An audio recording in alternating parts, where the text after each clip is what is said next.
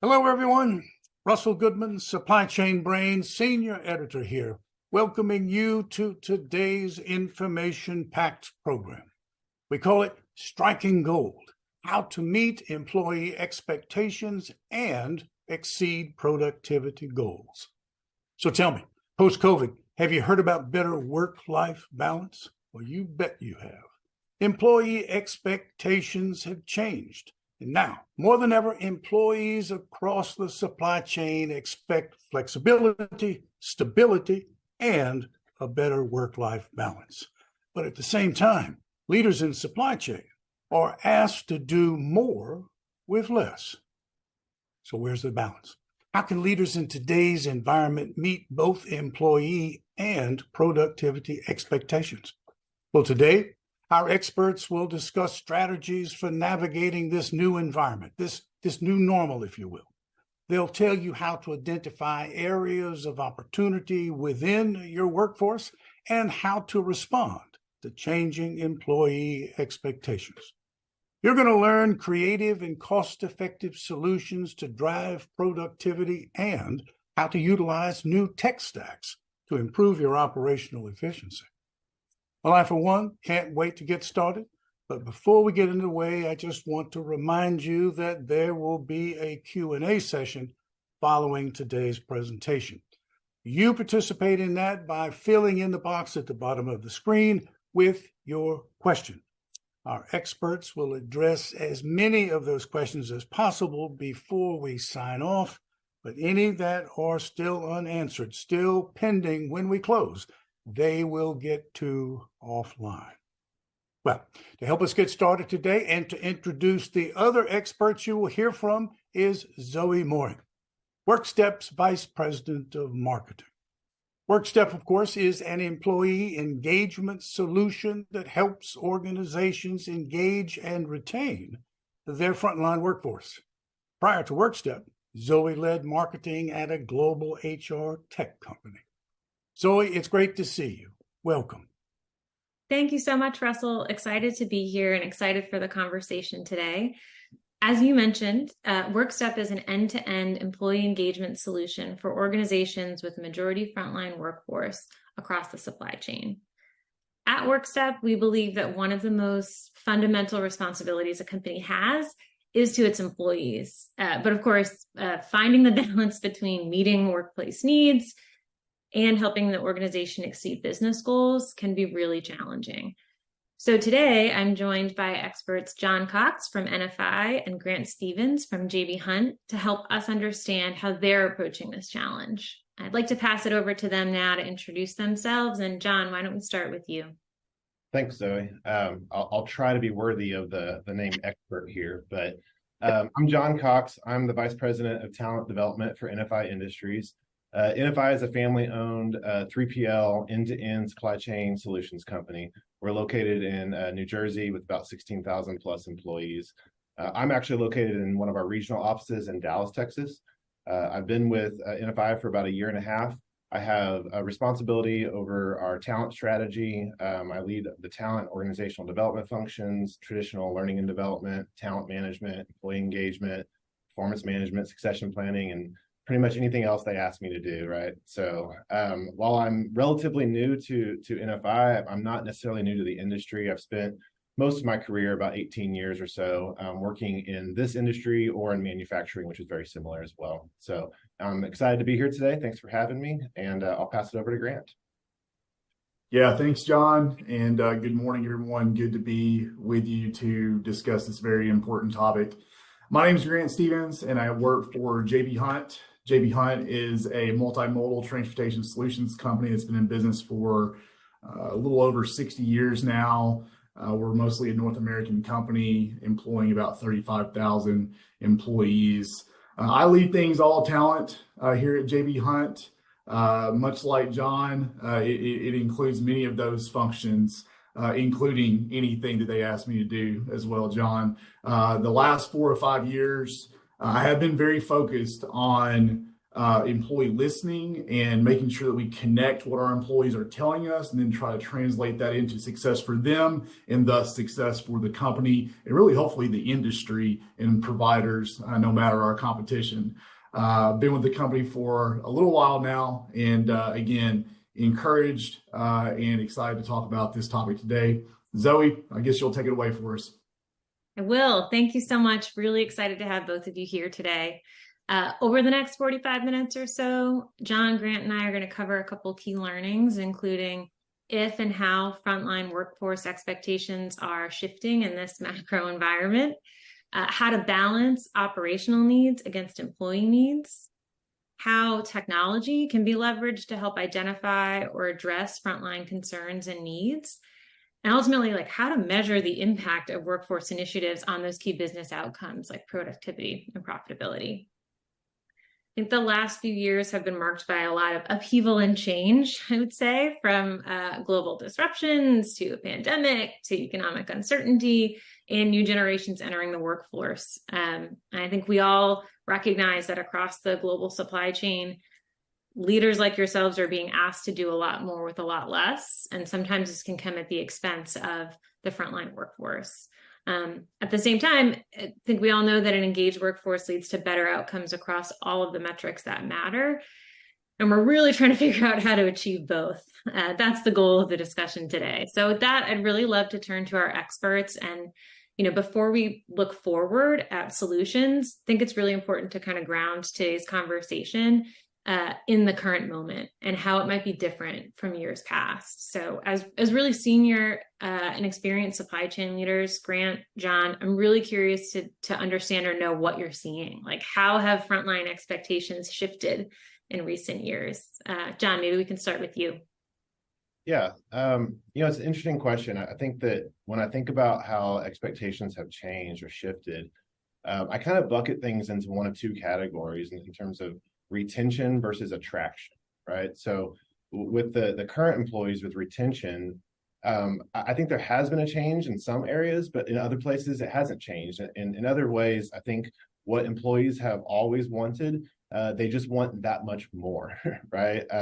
I think employees have always wanted fair and competitive pay and benefits, right? They've always wanted an engaged manager that provides them feedback and development. They've always wanted career stability and mobility. I think with the younger generation, with changes post-COVID, employees, while they may have always needed those things, they were maybe more willing to stay put if they weren't having that satisfied as much. Whereas now I think they're really saying, how are you going to do this for us, right? And so that's one of our struggles. I think on the other side, I'll talk about the attraction side. How do we attract new employees who maybe haven't been a part of this industry? That's where I'm really seeing a lot of the change. And it was mentioned in the introduction, right? It's that flexibility component. I think that's one of the key challenges that we are faced with as an industry. Obviously, office workers is one thing, and even that's a challenge in itself. But it's that deskless worker, the worker in the warehouse, or the driver. How do we get creative and provide them flexibility? Because we are hearing loud and clear from the workforce that has yet to join us that's what they want. So that's a big change over the past few years, and it's something that I think we're all struggling to come up with the right answers to. Yeah, Grant. Yeah, and Zoe, I was just going to jump in, Zoe, if you're going to give me the torch there, is that right? Yes, please do. Good. I tend to jump in right behind someone talking there. I echo everything that John said. I'm curious to see if there is going to be a material effect on just the available talent pool that we're all fishing in. And being honest, I don't believe that we've seen a big effect yet. But I think, again, due to the fact that, especially if you're thinking about professional drivers, technicians, warehouse workers, where you need to be present to execute the work, physically present to execute the work. There is an inherent lack of flexibility, especially if we're talking about remote or hybrid work, obviously, in those jobs. And it's already hard enough to attract those people to those jobs, and I think it could get harder down the line. That's why I think it's very important to try to highlight the other benefits and ways for folks to gain gratification and value from the hard work in these much essential jobs. I mean, these jobs and this work is so essential and important to our economy, to our country. So we've really been focused on trying to highlight those other attributes where flexibility may not be able to be altered as much as maybe some other types of jobs.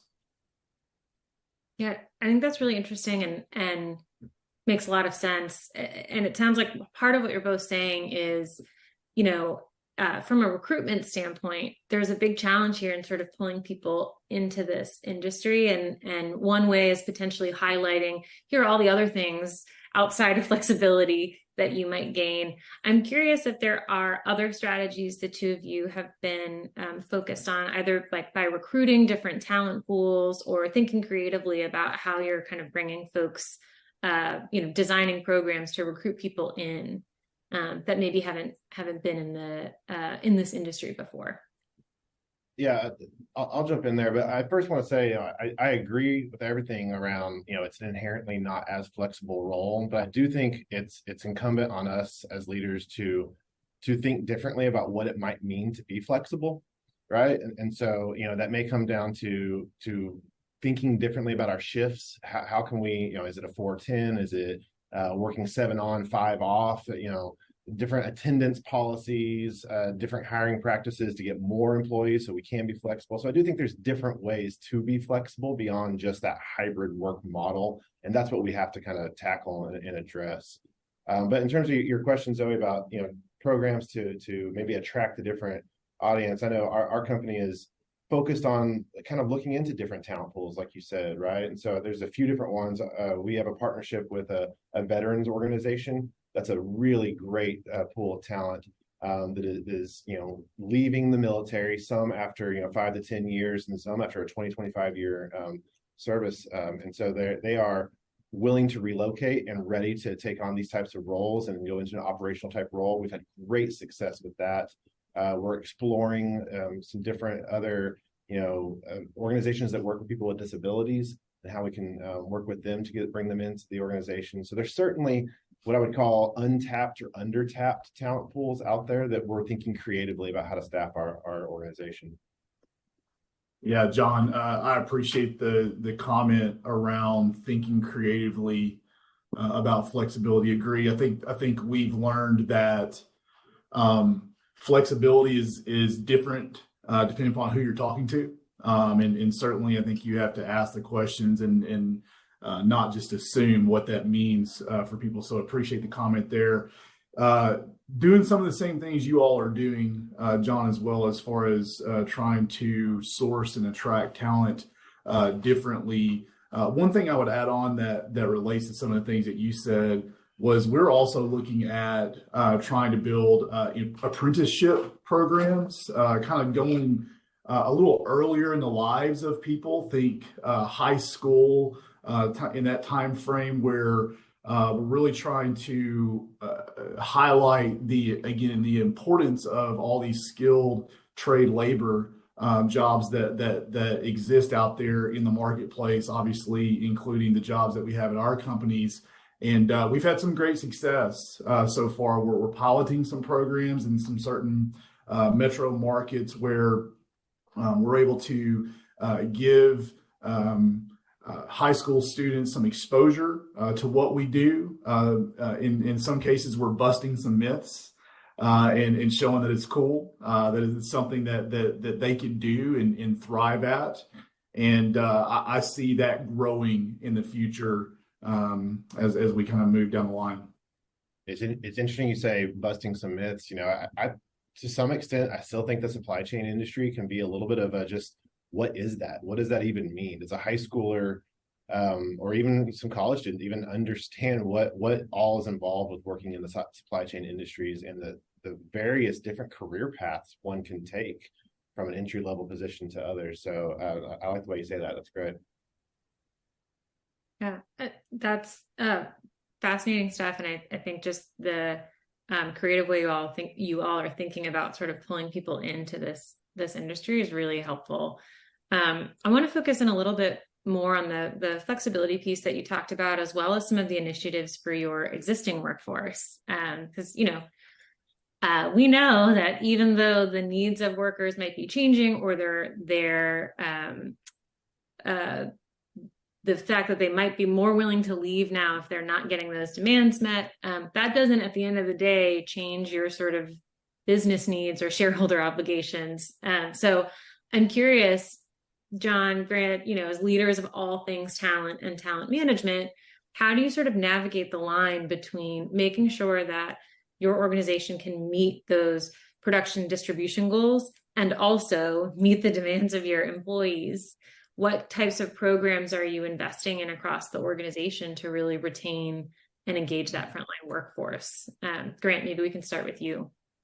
Yeah, sure. I think really our emphasis, especially since the pandemic, not that we didn't already do it, but we really felt like because of all the dynamics and the changes that we've mentioned, we really needed to listen differently. So we have been listening more broadly, more deeply, and systematically in the last couple of years.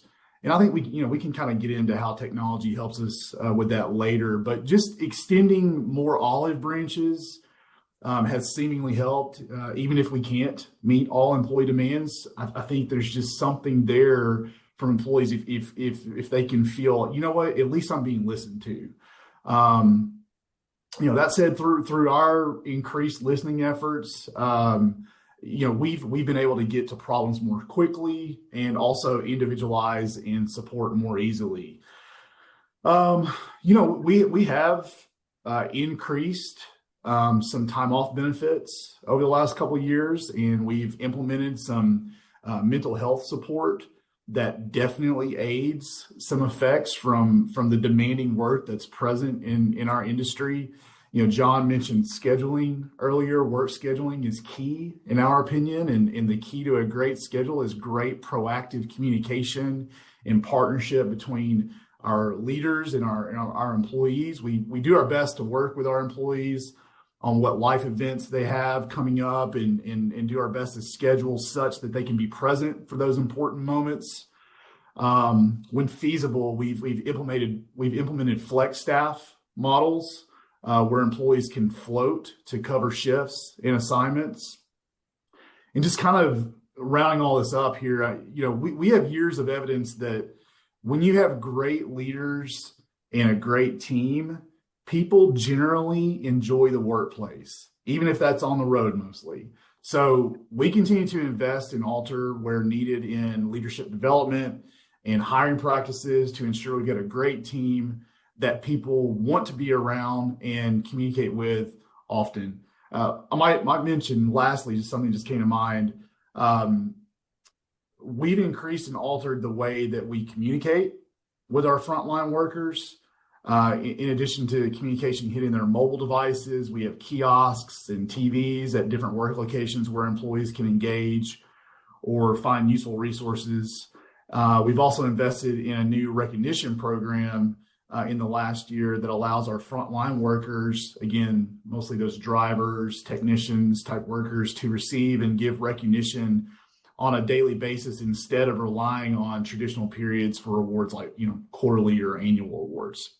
So all these things, again, they may not directly respond to an employee wanting more flexibility, as we've mentioned, but our hope is that these things will outweigh the lack of flexibility where we can't make adjustments as compared to some white collar jobs. Yeah, Grant, it's what you're talking about. I agree with everything you said. We're doing a lot of similar things.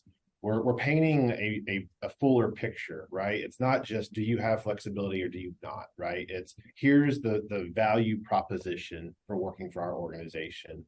And some of that is efforts that we're taking to be flexible for the deskless worker. Others are things like what you mentioned, right? We're doing some similar things. I wholeheartedly agree that a comprehensive, what I call an employee feedback strategy or listening strategy is critical. If you don't know how your employees feel about working for you, then how can you address issues? How can you make it a positive employee experience, right? I know we're going to get into that later. Some of the things that I would call out that are, I think, are unique, and I'm proud of what we're doing at NFI. Leadership development, you mentioned it too, Grant. It's really key, providing that leadership development to the front line. That is the individual that really impacts the broadest majority of our employees, right? How do you do that without disrupting work, right? We can't just pull all of our frontline supervisors, bring them to New Jersey. We're located all across North America. Bring them into New Jersey and disrupt work for a week as they travel and do that. And so one of the things that we did is we created what we call regional training centers of excellence. And the goal was, we have several of them. Some of them are permanent, some of them are pop-up, depending on populations. But we did that with a goal of 90% of our workforce, or our leaders, able to get to training via car. They don't have to jump on a plane. They don't have to get in a hotel room. They can get to training via a car. It might be a longer trip for some than others, but it's still a car trip, right? So we're a year into that program of providing every single frontline leader leadership development training. We're seeing good dividends from that. Something else I mentioned is just general culture work, right? How do we invest in our culture? I think that NFI has a really strong culture. It's one of the strongest things about our organization. I do think culture often happens organically, but if you don't take care of it intentionally, it can begin to slip, right? So doubling down on our core values, investing in diversity and inclusion work with employee resource groups for the field and education, cultural celebrations, things that we're doing that sometimes you don't always see that as like, oh, that's an investment in retention. Well, we're investing in building a positive culture intentionally, and that, and kind of down the line, helps to retain our employees. Yeah, I love that you both mentioned sort of efforts to recognize your employees in these kind of smaller ways, right? Like understanding the personal events that are coming up to ensure that scheduling will allow for them to be there. Or, as you just said, John, sort of like investing in that culture and experience so that folks feel really positive about the team around them. So I really love that idea and that focus on the employee. I'm curious, in those types of programs, or maybe just broadly, what is your relationship like with your operations counterparts, and how do you work with folks on the ops side, all the way down to frontline leaders, to sort of make sure that these programs get to your frontline workforce and are successful? Yeah, I'll take that first.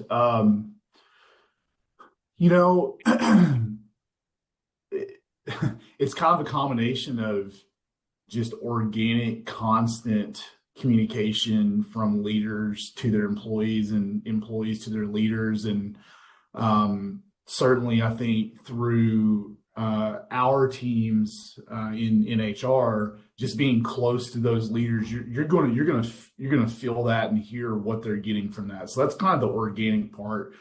I think the more formal, systematic part is we like to first of all, our HR team sees data that's collected from these listening efforts, and we then translate or create programs and initiatives from that information. So we co-create those programs and initiatives with operations leaders.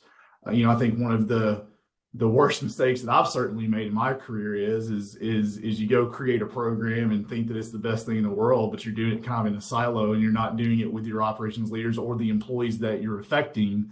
I think there's a limited opportunity for success if you do it that way. So it certainly takes a village, if you will, and I think that's the best approach, is to be close to the people that these programs and initiatives impact.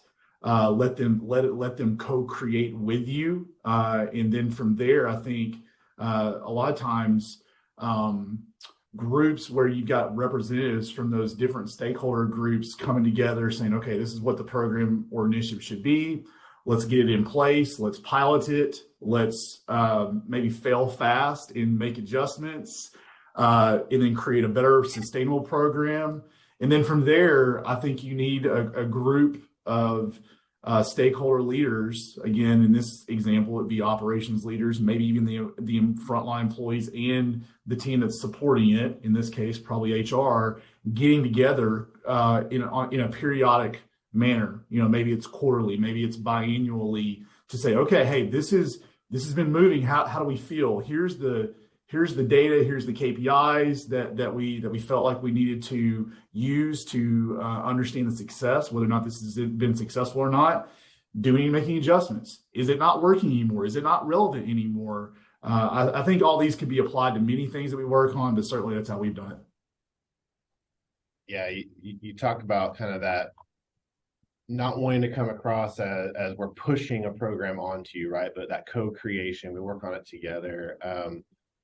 I'll say at no point in my career have I ever been in a place where there's such a positive partnership between operations and the broader HR organization as there is at NFI. It's really positive here. And I think, that predates me. I think that comes from demonstrated success, right? You talked about failing fast. I think that so often as a shared service function, an issue is out there and we just want to do all the analysis. We want to do the best practices, and we want to make sure that we find what's the absolute best way to solve this. And sometimes we what's the phrase, like, we let perfect get in the way of progress, right? And in the operations world, you can't do that, right? And so I think shared services, HR, talent, we've got to match that pace of operations. And when there's an issue, we've got to be able to address it. We have to iterate on solutions. We can't necessarily just, lock ourselves in a dark closet and come out with a perfect solution. We got to get going now. And I think our organization has done a good job with that. And you talked about kind of ongoing meetings. We're a large organization. We're all across North America, as is JB Hunt. With our listening strategy, our employee feedback strategy, we have a built-in cadence where operation leaders are coming together with HR partners, with leaders from the talent team. They're looking at that data that we're getting from the feedback mechanism. They're strategizing and action planning together. In some places it's quarterly, and some it's monthly, right? It's based on the maturity and the need and the want. And so we have that built-in regular cadence. I found that to be really effective because you just know it's coming, right? And the great thing about that is we're not spending our time looking at the data for the first time. It's now to a point where the operations leaders have gotten into the data, and they're already looking at it daily. And so we're coming together to strategize on what to do about it. And we didn't get there overnight. We started off having to, okay, now here's how you access this data. Here's what this means. And as we've matured, those meetings have matured. They've been really incredibly powerful for making an impact to our employee population. Yeah, Zoe, if you don't mind, I'd like to tack on right there. I think bringing those leaders together on a periodic basis is really important, not just to do what you said, but also so they can look across the organization and not just at their downline. I think that's really important. We learn from each other when we're trying to make it better for all of our employees. And hopefully we don't all pretend that we have all the best ideas, and that you can learn from your teammates. And certainly we've gotten a lot of great value from leaders from different parts of the United States or different operations groups, talking to each other, saying, okay, you have the same problem I do, or you have the same opportunity that I do. What are you doing about it? Is there something that you're doing over here that maybe I could also apply to my group? So that's been great to see. We've not always done that up until, I guess, the last 2 or 3 years. And I think that's created more speed of success. And also, you talked about culture work, John. It's also kind of strengthened the consistency of our culture as well, because we have leaders talking across the company saying, okay, we can do some of the same things to go solve these problems or make things better.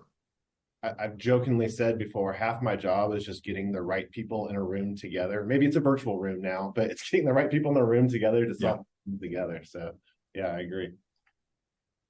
Yeah, I think that idea of being able to almost like up level that leadership too, that frontline layer, by allowing them to share with one another what they're seeing and how they're thinking creatively about solutions. I really love that idea of sort of it not only creates better culture and more communication, but it also just helps up level those leaders in their roles as well. I'm curious, since you both have mentioned listening and the importance of listening to your frontline workforce, I'm wondering if you can each maybe share in greater detail how exactly you're doing that, how you're using listening to really address the needs of your frontline workforce. John, maybe we can start with you on this one. Yeah, so spoiler alert, WorkStep is our partner that we work with. WorkStep's a fantastic, and to call it a survey tool is probably underselling it, right? It's a, like you said, an end-to-end employee engagement tool. What we really like about WorkStep is you can kind of customize the frequency, but it's ongoing. It can be a one-time survey, an annual survey, but it's ongoing. We do it, upon hire, day 7, 14, 30, 60, 90, and then every 90 days going forward. And we might adjust that timing, but regardless of the timing, it's an ongoing survey tool so that you always have kind of a point in time look into employee sentiment. And we empower leaders. We decide which levels, but the leaders throughout the organization, general managers in our warehouses and terminal managers, they're able to get in there at any given point and see right now, what are my employees saying? How are they feeling? It's been a really great tool to capture overall sentiment, just kind of general how things are going, but then also to drill down on specific topics or to drill down in specific areas and see how things are going. And then, like I said, having the data is one thing, but action planning and doing something with it is really the critical piece. And that's where that cadence that I was talking about, where we come together regularly to review the data and action plan off of it. It's been a really powerful tool. Yeah, the model that you described, John, is also the way that we apply WorkStep as well. So we use WorkStep, and I think it's really been interesting. The continuous listening is something that I think can sometimes feel daunting to maybe employees at times, maybe the leaders of those employees. Like, I'm constantly looking at this, I'm constantly trying to do something, action plan. And I think we've partnering with WorkStep, we figured out a way that it just feels natural. We already had kind of an onboarding program where we gained feedback from employees, but using WorkStep and kind of augmenting that program has really just made it a lot better. We've gotten more information, and one of the ways that our leaders really appreciate using the tool is if we get comments back from the employees and they want to give us direct feedback, there's a way to respond to that direct feedback in an anonymous manner, meaning the manager or the leader does not see who it is that's actually making the comment, but they're saying, hey, look, we hear you. We'd like to address this. And in some cases, maybe it's a very individual matter. And at that point, maybe we ask permission to say, hey, if you would like to talk about this one-on-one or in an office somewhere, then here's my information. I'd love to talk to you about that. So I think just making it safe, I think, for the employee to give the feedback, A. B, then saying, hey, if you really want to work on this individually, we may not be able to do this anonymously the whole time, but here's an invitation to do it if you're comfortable doing it. I think that's been really cool and something that I think has been a game changer. I think some other listening platforms out there, they kind of disagree with that practice, again, because they think it might break the trust of the employees. But at least with our frontline workers, it's not done that at all. Our employees have been very welcoming to say, hey, look, yes, absolutely, I will get in a room with you and talk through this issue. In fact, here's my name and here's my number to do that. I've thought that's really interesting. So just to add on, again, same model. And I should add, talking with Dan with WorkStep, I thought he gave a great analogy. You've got this continuous listening cadence. And again, the same cadence that you mentioned, the 7, the 14, the 30, the 90, and then in the 9 days after that. We are also implementing an annual survey. We're actually preparing that right now. We're going to implement that in December. It'll be the first time we do it on the WorkStep platform, and talking to Dan about just kind of how, whether or not we should do that or not do that. He gave us an analogy of, well, when you're in the continuous listening, it's almost kind of like if you have like a watch that tracks your health, whether that's Fitbit or the health app on your Apple Watch. It kind of gives you an understanding of, at some level, how healthy you are. Like, what's your heart rate? How many steps are you taking? That's almost kind of what we're getting with the continuous listening. That's just always on the whole time. The annual engagement survey can kind of serve as maybe that once annual check at the doctor. Your health check at the doctor, so, where you might ask maybe more comprehensive questions to supplement this information that you've been getting on a daily, weekly, monthly basis. So we like that analogy. We're going to try and see how it works, and we're hopeful that that cadence will kind of continue going forward. I hope the employees don't dread the annual survey as much as I dread my annual doctor's checkup. But Yeah. One thing I'll add in terms of the overall listening strategy and feedback strategy, there's another side or another component to this, and that's how are we communicating back to the employees? Kind of a broad statement. I say this all the time. WorkStep's a fantastic tool. There's a lot of different ways to communicate to employees, receive feedback from employees, and we want to leverage all those. But we also work in an environment where we are in person. So I always say, don't let a good tool replace a great conversation. And at the end of the day, you can't let this replace the value of our leaders being present and available and talking with their employees and hearing from and creating a culture where they can give them the feedback face to face and directly. We absolutely want this other avenue as well. We find it to be most powerful when you have both, when you have the avenue to provide it. So we have data on it, and we have an open environment where leaders are getting that feedback directly. And that ties into our leadership development training and equipping leaders to be able to create that type of culture and environment. Agree 100%.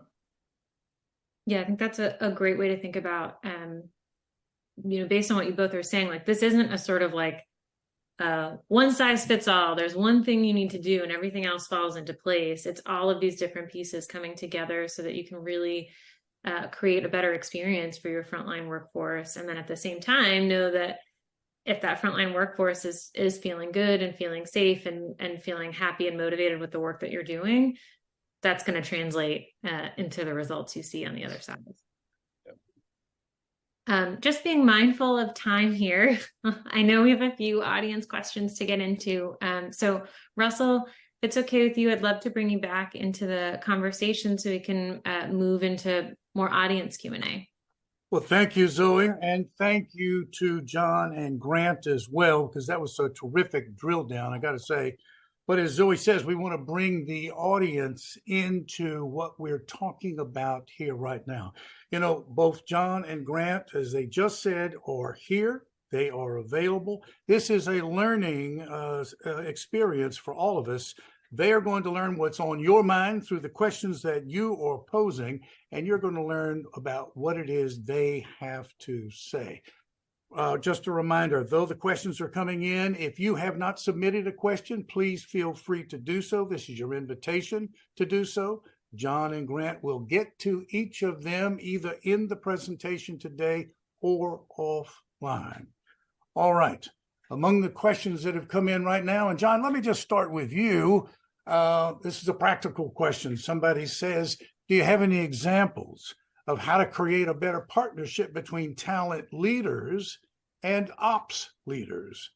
And then they follow up by saying, well, what has been actually helpful for you in creating a stronger relationship between those two functions? So what would you say? How do you answer that? Good question. I think, Grant touched on it a little bit earlier. So I'll talk about an approach and then kind of say what's worked for me. I'm a big believer in what I call the consultative approach. And Peter Block is kind of the expert author on that. He wrote a whole book on it, but he talks about there's really three ways you can address being consultative with in this case, an operational leader. And I think a lot of times, one of those ways is being the expert, coming in, being the expert, swooping in, saying, here's what we're going to do, drop the solution on the leader, and then get out. That rarely works, right? There may be a time and a place to be the expert, but that's usually not the best approach. I think the opposite end of that spectrum is what Peter Block calls the pair of hands, where the operational leader says, hey, I need X, Y, Z. And we come in and we just say, yes, sir. And we go do it, right? Sometimes that gets you some inroads, and sometimes that's necessary to kind of build that relationship. But at the end of the day, you're not providing your expertise. You're just doing what they asked. And so, really, I prefer that collaborative approach, coming in and being in the business, solutioning together, understanding the need together, and coming up with what's the best solution together. So that's kind of a broad example, but what's worked best for me is two things. Build relationships, right? Get out there, be in their locations, be face to face with the leader when possible, get to know them as a human being, and truly demonstrate to them that I'm not just here to tell you what HR says we need to do. I'm here to hear what is your world like, and now let me go back to the drawing table and see what we can do to help you with that. So being there, present, being having a relationship with them. And then leveraging, I can't be everywhere at once, right? So leveraging my team, leveraging our HR operations partners who are there every day, and really having a close partnership with them. So then we can be strategic about where we go and build those relationships. You really did talk, both of you did speak about the importance of culture, understanding it and being sensitive to it. And I believe that's what you just expressed. Brad, do you have any views on the attendees' question? Yeah, I've never been turned down when I've gone and asked really any leader of any function of work inside this company, when I just asked them, hey, can I learn more about what you do so that I can support you better? Mm-hmm. One of the first things that I did when I joined JB Hunt almost 20 years ago, is I got in a truck with a driver and I rode along with them. And I got to live that world for a day, and then I got to talk about it, and it was almost immediate respect and credibility as I talked to the operations leaders that managed that driver, that I could just say, hey, look, this is what I experienced, this is what I saw. So much respect for the job that they do. So it's just emphasizing what John said, just getting in there and trying to understand the world that you support, I think, is really the lesson there.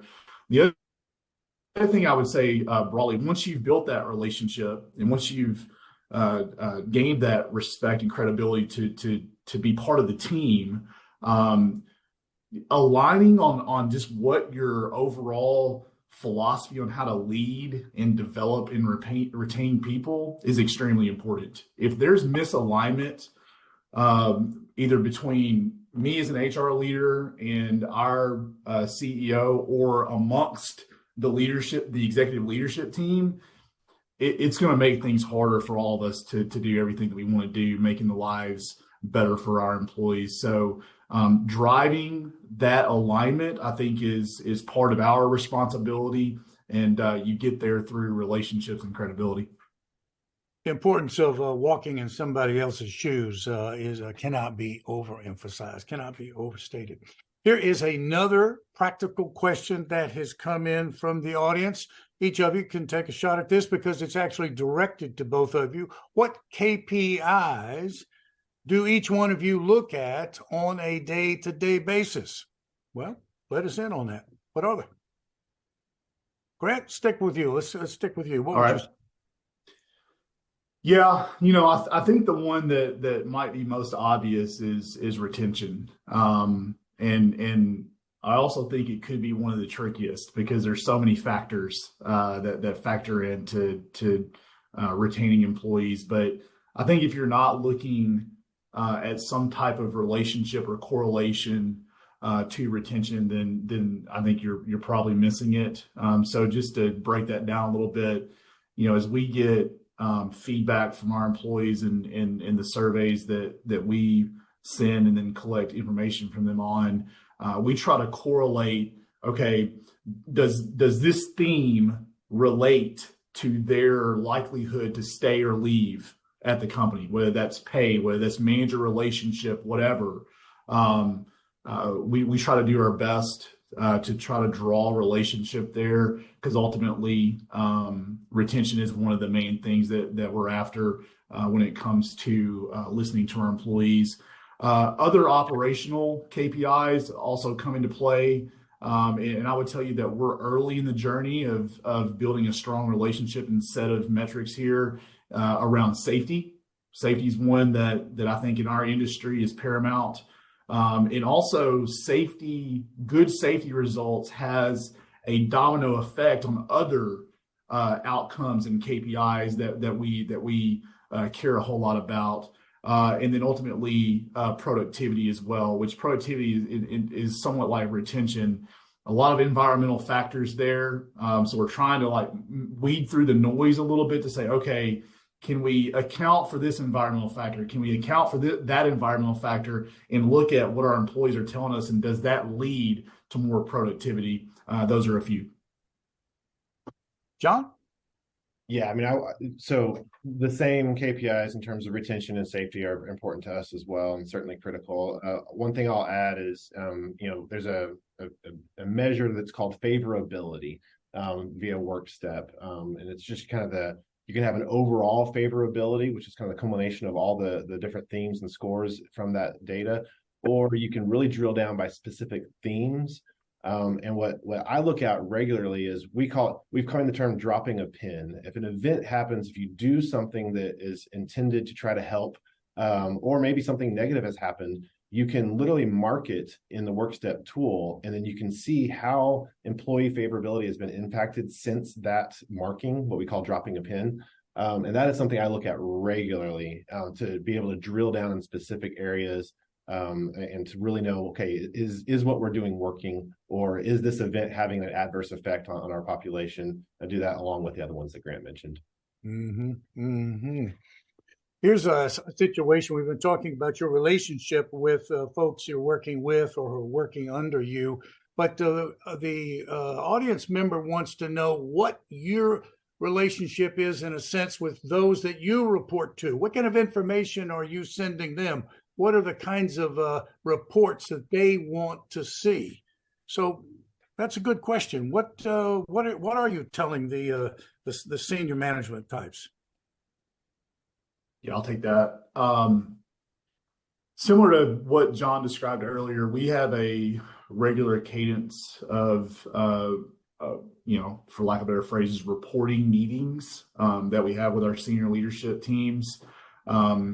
We have about 30 senior vice presidents, and about 2/3 of those senior vice presidents oversee the groups that we're listening to. So we bring that group together on a quarterly basis. And like John said, sometimes those leaders want to meet more frequently than that, and certainly we accommodate that. But the whole group is put together on a quarterly basis, and we actually go through just a comprehensive summary packet of results. We also pull up the dashboard that we have within WorkStep and review some summarial views at their level on, again, what is the sentiment? What has changed since last quarter? What outcomes have we seen? Dropping the pin, we do that as well, John. So what have we seen since we dropped the pin? Has that made a difference?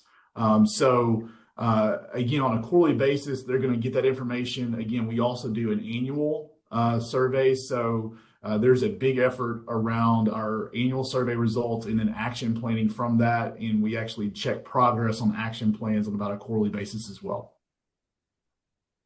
Yeah, I won't duplicate too much what Grant said. We're similar. This is a common theme for me, right? It's, again, don't let a report replace a conversation. I think what's really critical is storytelling, and having that avenue, having that cadence, whatever it is, having that partnership with the senior management team, the people we report to and above us, to be able to, yes, give the data, look at the report, but have the opportunity to talk about it and say, here's what's behind the numbers, or here's the sentiment, and here's this employee feedback that we're getting and testimonial and how that drives, that sentiment. having that avenue is what's really important for us. And so we have our cadences and our quarterly meetings, things like that as well. But whatever the cadence, whatever the report, having that relationship and the ability to discuss what's behind the numbers really is what's been effective for us to drive results. Russell, if I may, Yeah. Russell, I just want to tack on to that really quickly. Can't emphasize that enough, but it made me think about some advanced analysis that we've been doing the last year or so, where we've looked at certain segments of our population. If you're looking at a big set of data, I think sometimes you could get head faked a little bit as to what you are seeing and maybe what you're believing is going on out there. But then if you dig more into the data, you may see that it's only a certain type of work or demographic set that's all available with the information that we have with our I'll just call it personnel system and WorkStep together. They integrate, so you can get that information together and say, you know what, actually what we thought, that doesn't apply to the bigger audience. That applies to this section of the workforce, and leader over here at the corner of the table. That's something that we can work with you on. Let's get deeper into that insight and go talk to those employees, maybe do some focus groups and understand, confirm what we're going after, and then go to action. 100% agree. Yep. Gentlemen, time is running short, but there are two questions that of a practical nature that I think we really do want to try to get to, but as briefly as we can. First question, in your operations, the best process tool that you've implemented that had the most value or biggest bang to the ops teams outside of pay, of course. So how would you answer that question? I'll go quickly. Obviously, WorkStep has been tremendous and huge for us. And then the process that I mentioned earlier of bringing in leadership development training to the leaders in their area, that process has been huge, and it's continuing on, and will continue to be big for us. All right. Let me just go to this one other question here. Any tips that you might have to make improvements when resources are limited, there is a hiring freeze, and high turnover?